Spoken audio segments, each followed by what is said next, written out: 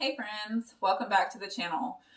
Okay, so as you can see, I created a board and then I realized just how hard it was to see it. So even even if I move this back, I can see that it's going to be super hard for you guys to read.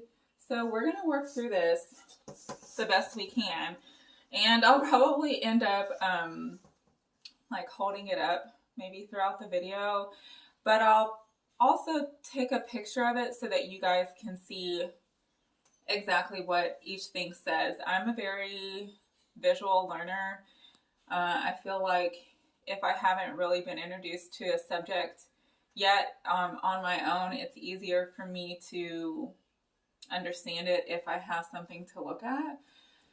So I thought this might help you guys. Plus, I was trying to shoot a video yesterday about anxiety and depression, and I realized how intense it was, how much information this was, because you've got to understand that everything I'm giving to you guys is the culmination of almost a decade of trying to heal all in one place. So it's a lot, and I don't want you to feel overwhelmed, even though you may at first. This is just a guide. It's kind of like a step-by-step process of how you're going to unfold. If you've been dealing with anxiety for a while, I can't just tell you to connect with your higher being, because you're going to be in such a state of fight or flight. It's going to be like Maslow's hierarchy of needs. Like if you feel unsafe, there is no kumbaya, and when you have anxiety, you're going to feel very unsafe. So I wanted to start with the three different tenets, physical, mental, and spiritual, or mind, body, and soul, so that you can see how I was able to get to where I am with, recovering from my anxiety and depression. And I'm hoping that since all of this because this was a decade of research, trying to find it, searching to find answers, which is beautiful because healing is a journey. It's a marathon, not a sprint. And I took a lot away from it, but if I can help you reach, your goal faster, that's really my intention. So let's get started. And first, let me preface this by saying that because a lot of people see the end result and they're like, well, what could she have possibly experienced? But let me tell you, there were some dark days, okay? I got out of an emotionally and physically abusive marriage. Then going through that divorce process, I was also a single mother and going through the Air Force and becoming an air traffic controller. So my life was compounded with stress and fear all of the time. And then in those dark days, literally there were some days I didn't want to wake up. It was so painful to be alive that just the thought of living through that another day was like setting me over the edge. So if you're there, if you have experienced that, there is light at the end of the tunnel. It absolutely gets better. You have to keep going though. I mean, you're never going to know if you don't keep going. It does get better. And here's how I did that. Okay, so the title of this is Healing Anxiety and Depression at the Root Level. And so yes, I started with the physical. So what foods are you eating? That's something we've really got to think about. What we're putting into our body really matters because your food is either high or low vibrational. Anything that comes from God's creation is going to be high vibrational. Granted, I know that animals come from God's creation, but I mean that grow from the earth. Okay, so that's your fresh fruit and vegetables and legumes and whole grains. Anything that's whole food based is going to increase the vibrations of your body so that it doesn't already add to a low vibrational state. With that being said, if you have a thyroid condition, please, please, please watch your goitrogens, which are like cabbage, broccoli, kale, even strawberries, peanuts. Those things can really contribute to more thyroid dysfunction, especially if you're dealing with hypothyroidism.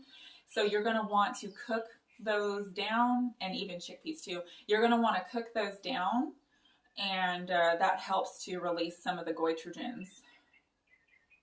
I know that's a lot. Pinterest.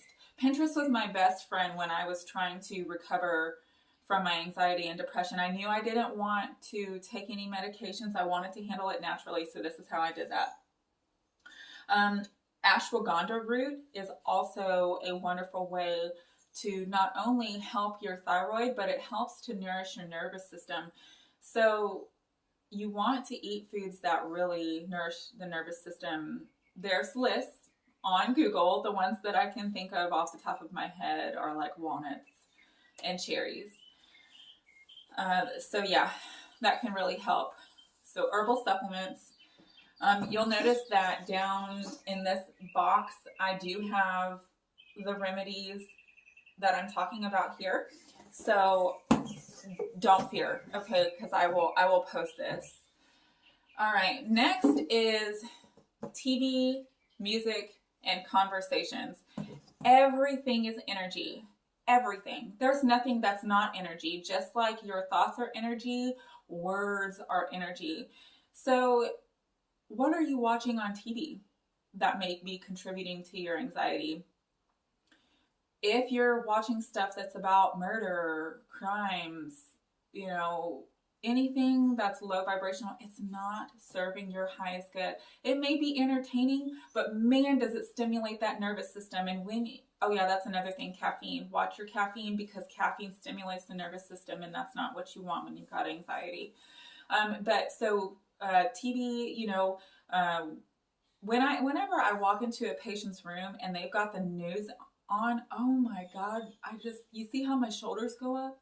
And I just cringe, like I feel all of that negative, you know, energy from the media, you know, that's another story. But anyway, the news, very low vibrational, and it puts you in a state of fight or flight because it makes you very fearful. They're talking basically only about negative things. Where is all the positivity? Because you know what, this world is full of positive things, and what we focus on expands. So if we get away from all of that fear-based stuff, we can start to calm down and realize that, guess what? Everything's fine. You hear this? This present moment, nothing is wrong, nothing's going on. You're fine, you're safe. Unless you're in a situation where you're not, but 9 times out of 10, we are just chilling. And it's our mind and everything going on around us that makes us feel like we're not safe, but we are. So watching the show, like paying attention to the shows that we watch and how it makes us feel inside, really connecting with yourself to say, man, that does not make me feel good. It doesn't put me closer to where I want to be. And it's really ramping up my anxiety right now, or even my depression. Oh, it's so sad. Like they're so sad. We got to watch things that are high vibrational. If you're watching TV at all, I kind of suggest staying away from it. Subliminal messaging, but that's another topic for another time. Okay, conversations as well. If you're having conversations with people that want to gossip all the time, talk about, you know, negative things, all of what's wrong in the world, and, you know, man, it really takes a toll on us. And when we are in a state where we haven't learned to be able to protect our inner peace yet, we kind of have to stay away from that. Even though I've gotten to a space where I'm really not affected by other people's negativity, I still try to avoid those conversations like the plague. Or I'll try to change what we're talking about, you know, without being insensitive, but change what we're talking about to kind of paint a more positive picture so that it doesn't keep going down that same road of negativity. Okay, next is activities and distractions. So are you being active? Are you working out to release those positive endorphins that really help the body feel good? are you contributing to a state of well-being within your body? With that being said, exercises can be very strenuous, and that also affects the nervous system. So I noticed that when I was working out, like really like just lifting all the time, that when I would leave the gym, yes, I would feel great because like to an extent because I worked out, but man, I would feel this sense of anxiety, and it's because it stresses the nervous system. So what I had to recognize was that there are days when my intuition says, you know what, I really don't want to go in someone's gym today, and it has nothing to do with not working out. But when you're in a gym, you can't be free flowing, doing your thing. You can't, because you're conforming to societal norms. But when you're in your own space, you're able to really connect with the body. You're able to even go outside and work out. I'd love to come home and do free weights or body weight or yoga, or I'll run, or go to the beach and run, or if you don't have a beach, go hiking in the woods. That's another thing. Are you connecting with nature? Are you able to ground? But yes, you should be active, and it should be pretty much, 3 to 4 times a week, if not every day, of being active. But you want to make sure that that activity isn't taxing to the nervous system. So Dr. Sue Morter, one of the books that I mentioned to you guys, her book, The Energy Code, she talks about doing the channel breathing, and how when you do the channel breathing and you're connected to your body, you're not living outside of your body, listening to music, you are connected to your body and the energy inside of it. And when you do your workouts with the channel breathing, you actually see results faster with less work, which I know if you are a workout buff, you are screaming at me right now, because it's all about pushing yourself and, whatever. But if you're in a state of anxiety, it may not be the healthiest thing for you. So I want you to know that you can get results, really truly see results in your body with connecting to your energy frequency, doing your channel breathing while doing the workout. Alrighty. Now, along with activities, we want to make sure we're not distracting ourselves. So a lot of people will tell you, oh, you just need to go relax, just go have a spa day or something like that. And that's great, but it doesn't actually heal you. It's calming for the time, and it may help you get to a place where you can say, okay, what do I need to work on now? Because you're not in such a state of fight or flight, but it doesn't actually heal you.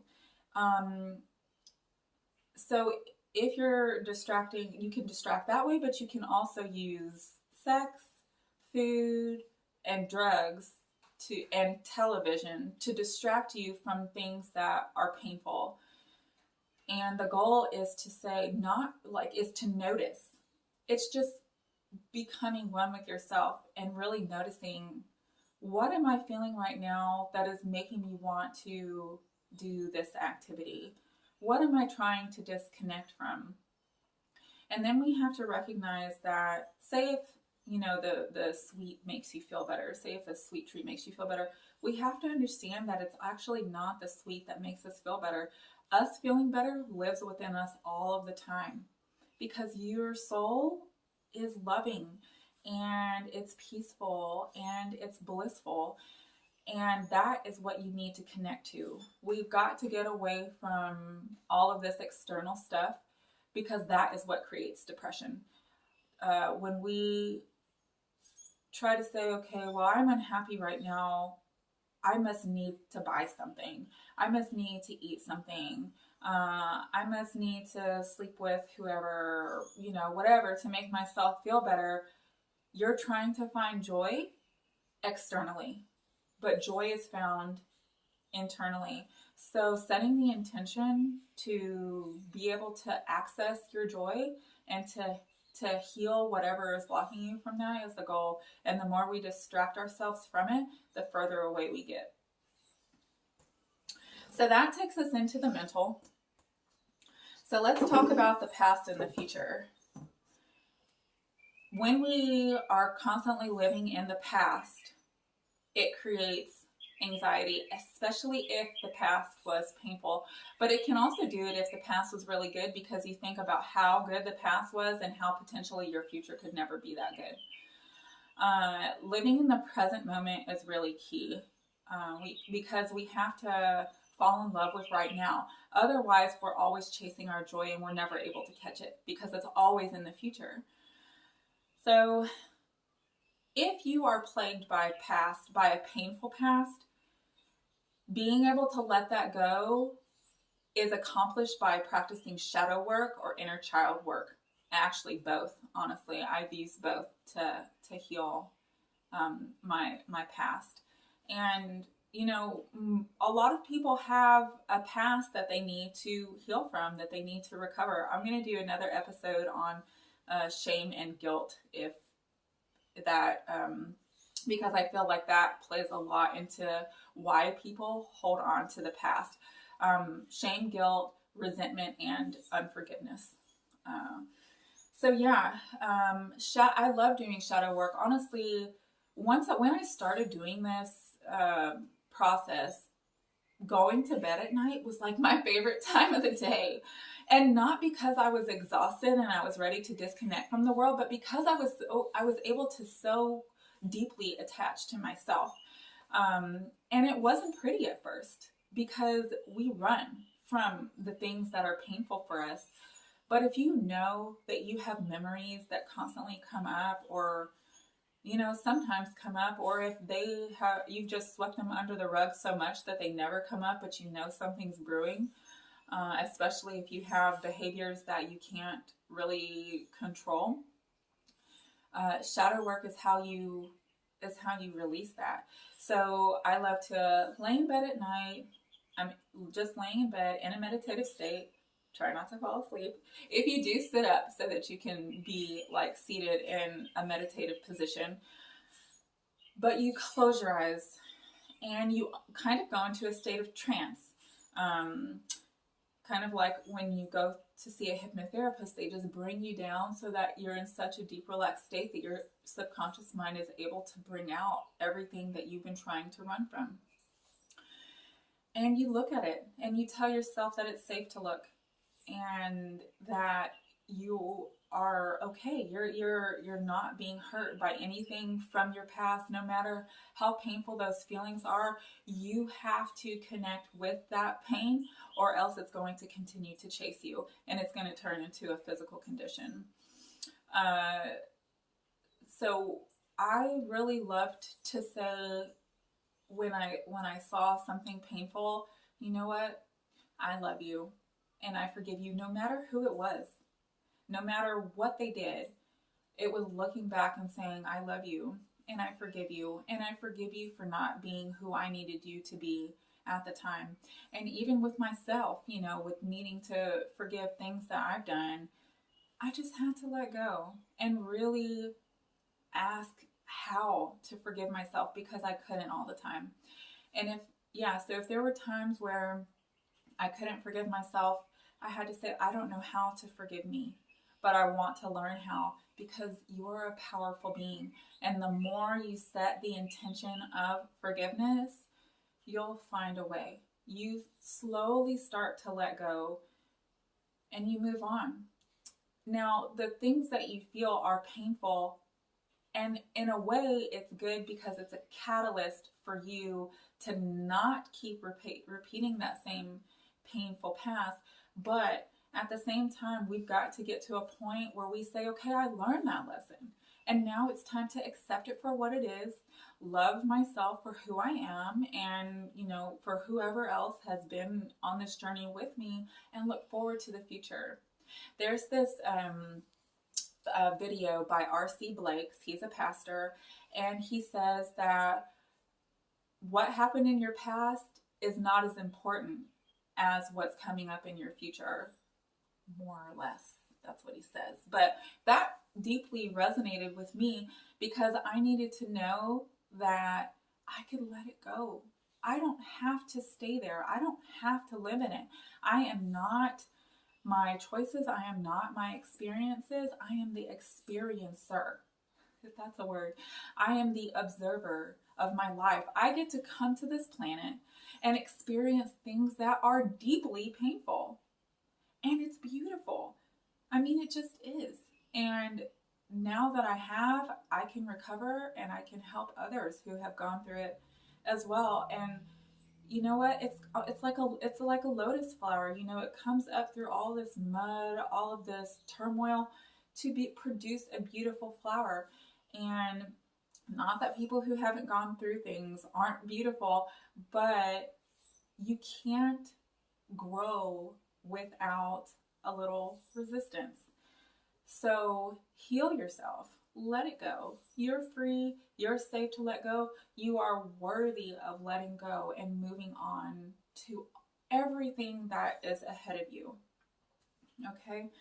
And the same with the future.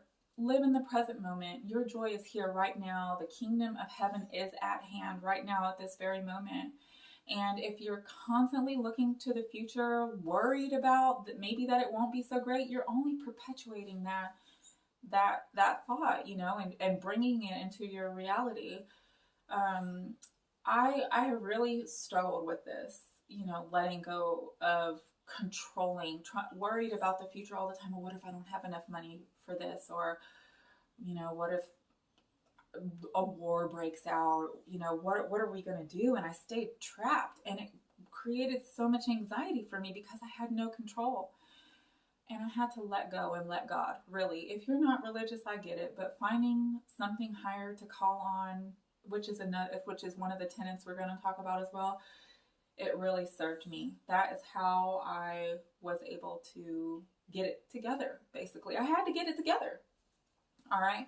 When those thoughts come up, remember your breath. Remember your breath. Connect to it. Because when you can focus on what's here right now, notice how the weight of your body is supported by the chair that you're sitting in, or how the breeze feels against your skin, or if you can hear a bird outside chirping. When you really connect to your senses and bring it back to this present moment, you're able to be free and not so worrisome. And then meditating as well. And I know that if y'all aren't already practicing meditation, everybody and their mother is talking about practicing meditation.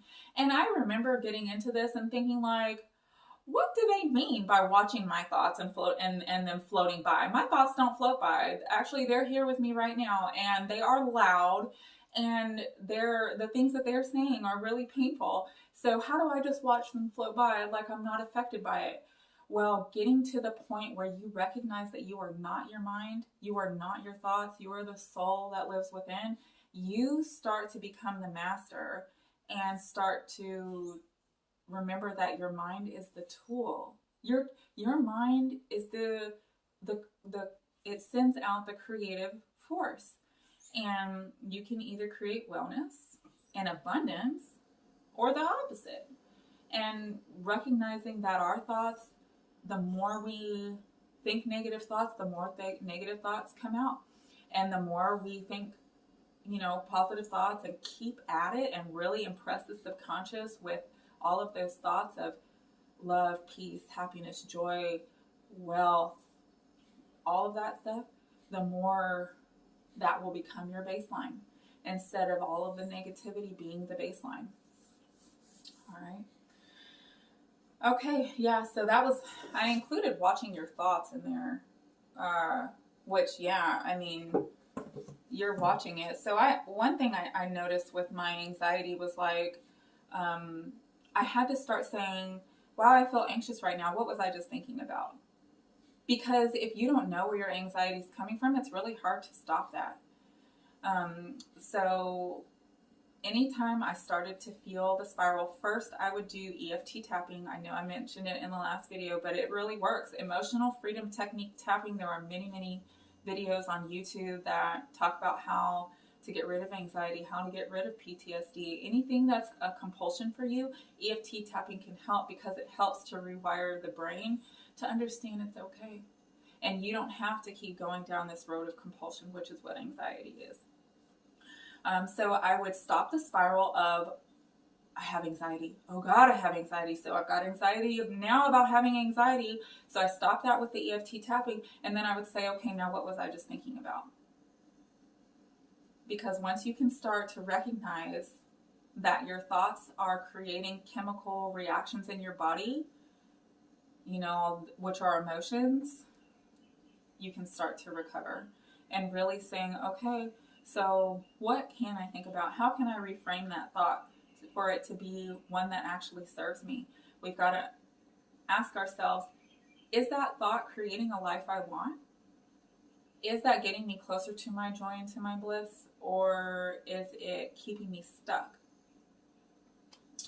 So now we'll move on to spiritual, which, I feel like we kind of talked about already, but I just want to touch on it a little bit more in depth. Like I said, if you are not religious, I know someone who, I actually just met him in one of my spiritual groups, but he said, I hate the word God. He said, I was so hurt when I was in my Baptist church, and he didn't go into detail about what happened to him, but he said he was so hurt going to church that the word God basically made his skin crawl. And there are a lot of people who feel that way.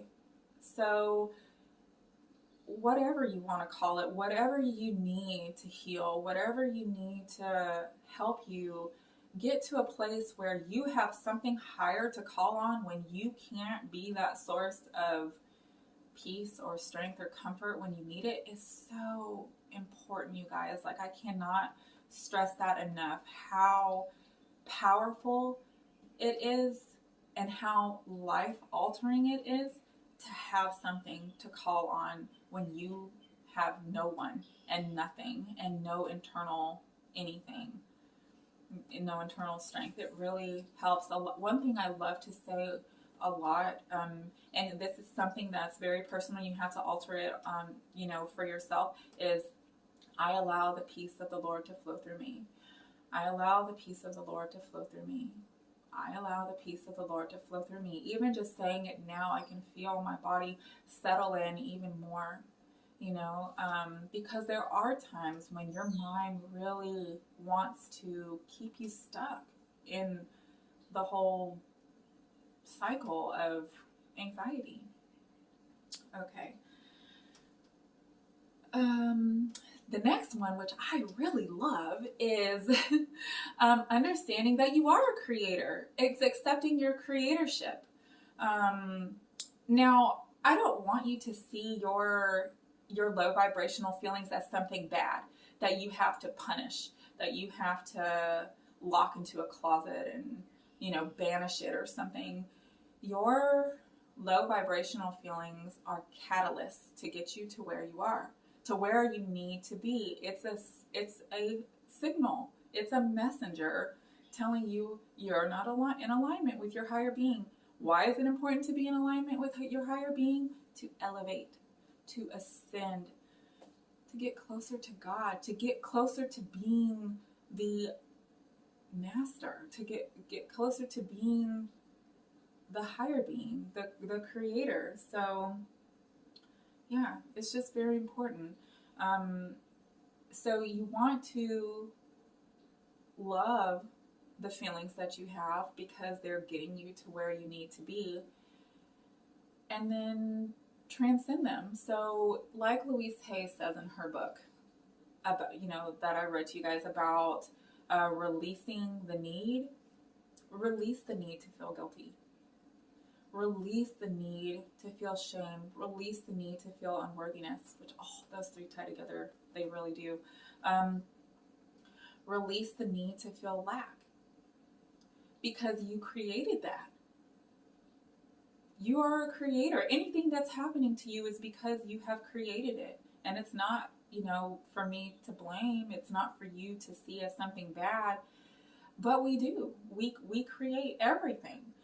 So release it and work towards what you do want to create in your life. It's something beautiful. It really is, and it can be. You can have, do, be anything you want to be. Listen to those affirmations at night. I actually have my pair of headphones right here that I love to use at night. These are so soft. They just sit right in your ear. I don't even notice they're there after a while. They don't disturb my sleep.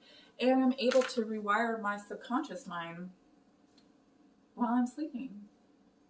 No effort.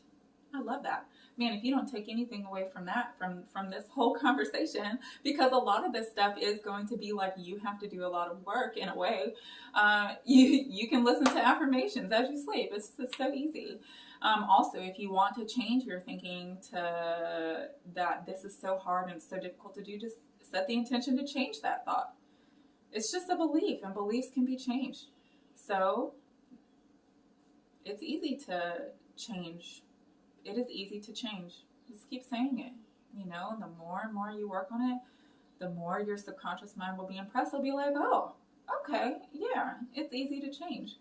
So I know I touched a lot on anxiety and a little bit about depression, but those two really go hand in hand. And the more you can start to connect with yourself and control your thoughts, the better your depression will be and the more joy you can find. Another way to really help depression is to journal gratitude journaling.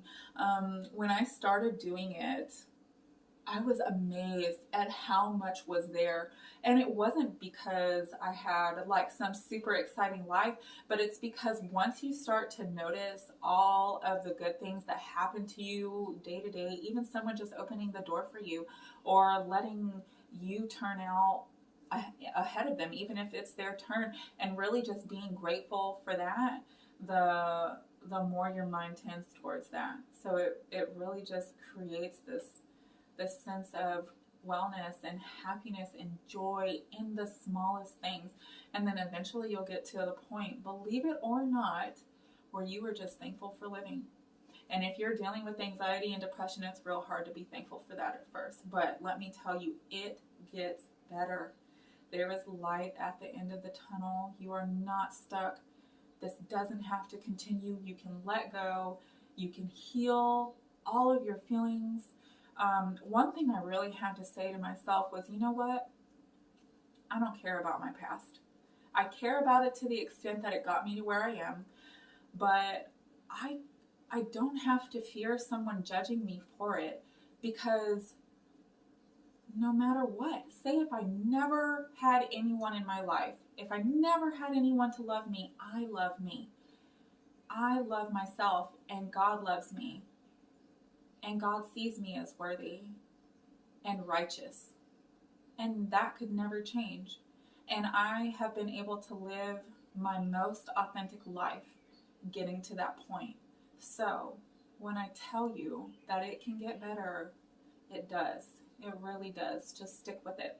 So you'll notice that I also created in the middle here. So now Choku Reiki, when I do Reiki sessions, I actually use this symbol to increase the energy healing within the body, which basically that's what it symbolizes, is sending additional life force energy to create healing. So this is like sending it from source, going down into the body, and you'll notice that I have the chakras here, because this is a representation of your body. Understanding that your energy centers or chakras, if they're off, they also play a part. And if you do research and really look into like what it means to have an imbalance in your chakra, you'll start to see, like, you'll be able to, oh, yep. And it'll help you see, okay, well, maybe I need to eat foods to help this particular chakra, or I need to practice some sort of yoga pose, or I need to honor myself, you know, with my words, my thoughts, my actions. I really love looking into chakras. It's a great place to start, and it helps you to understand more that you are an energy being. So anyway, not really sure how these videos become so long, I hope that it doesn't feel like I'm talking you to death. I really appreciate you listening. I suspect that as time goes on, maybe these videos will shorten, especially because we're like not having to completely talk about the full nature of the mind. I feel like these are going to evolve so that they're a little more succinct. So bear with me, and I really appreciate all of the love and support. It means the world to me, and I can't wait to get you more videos. So I'm definitely going to be talking about the shame, guilt, unworthiness triad. I know those are really big for people, and I wanted to go in more depth about it. And then I'm also going to talk about transcending fear more deeply, because I know I talked about it here with the anxiety and everything, but I'll talk to you just how I did that specifically. And then, of course, about how I healed my hip. And I will get into videos about different herbal supplements and foods and everything like that. So, if there is anything you guys want me to talk about specifically, and of course, I'm going to talk about other ailments as well. If there's anything you want me to talk about specifically, go ahead and send me a message, comment, whatever, just let me know, and I'll be sure to get it out there for you guys, okay? I just love this new phase and being able to connect with you all, and I genuinely hope that this resonates with you and can help you. If you haven't already done so, go ahead and hit the subscribe button.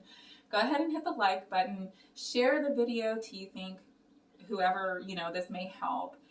And yeah, keep me updated with all of your progress. Let me know how things are going. If you want me to start a healing group, I've been thinking about doing that on Facebook. So just let me know. But I love you guys so much. I want you to know that I genuinely love each and every one of you.